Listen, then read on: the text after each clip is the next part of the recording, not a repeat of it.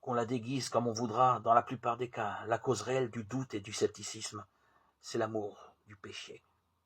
Les enseignements et les avertissements de la parole de Dieu ne sont pas agréables au cœur orgueilleux et pervers, et ceux qui ont de la répugnance à se conformer à ses exigences sont vite prêts à mettre en doute son autorité. Pour parvenir à la connaissance de la vérité, il faut avoir un désir sincère de la connaître et un cœur disposé à s'y conformer.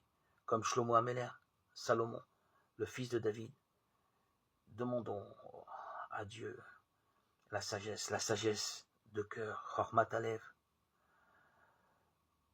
le cœur qui écoute, pour pouvoir discerner le bon du mauvais et comprendre que nous ne pouvons rien sans le Saint-Esprit et sans la sagesse de Dieu. Demandons au Seigneur un cœur qui écoute.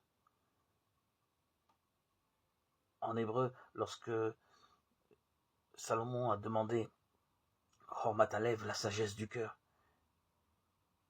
on peut traduire cela en français par l'écoute du cœur. Un cœur qui écoute est sage et peut comprendre, voir ce qui est bon et ce qui est juste, comprendre le message de vérité que le Seigneur veut enseigner. Le cœur a toute son importance. Il faut qu'il soit toujours disponible lorsque nous ouvrons la Bible